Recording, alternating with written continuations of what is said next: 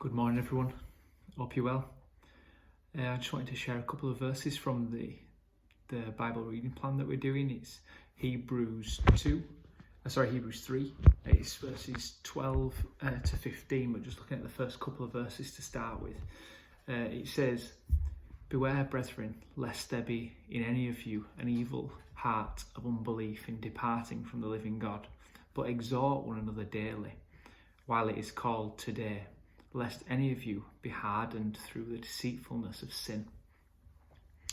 Doesn't seem like the most positive verses I appreciate, but it made me think about that over the last year and more that we've all gone through together, and how it's quite easy for us being somewhat isolated to easily fall back into and to be tricked by the deceitfulness, the lies that sin can have. It can almost be quite subtle, can't it? We're just falling back into maybe old habits or old ways that we don't necessarily see creeping up on us, of just small compromises here and there. It doesn't have to be massive things, but just small things.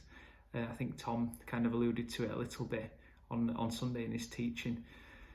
And the way to overcome that is to be around brothers and sisters, and to be exhorting, to be prompting, to be prodding, to be encouraging one another to keep going and to keep fighting the good fight that we know we need to be doing.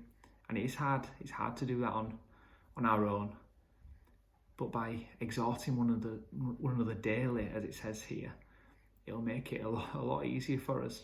And that's been tricky, to exhort one another daily at the moment, because we don't see each other daily. Although we can be in contact, we don't see each other maybe we don't see each other even weekly at times. Hopefully, as things start to ease now, we'll find that a lot easier to do and to be around one another. I know for me personally, when I know I am at church regularly and around brothers and sisters, you are encouraged. There's something about it that is encouraging, and it does push you to consider how you're acting during the week. I think it does. I don't think you have to go to church to be a Christian at all, but I do think it's very, very tricky if you don't.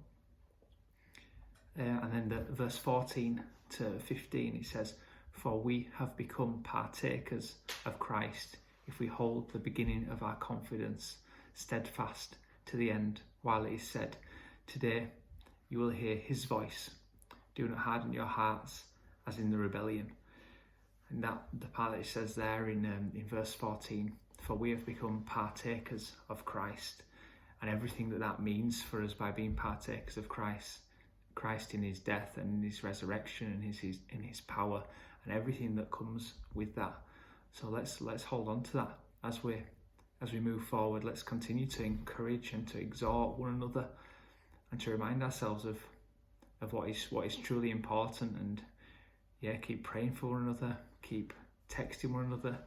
Maybe today there's someone on your mind that you think you've been meaning to reach out to, just to send a text of encouragement, maybe a scripture or something like that, just to exhort them, encourage them, not to slam one another for our downfalls, because we've all got many of those, haven't we? But to keep going, to keep pushing each other, and to be accountable to one another.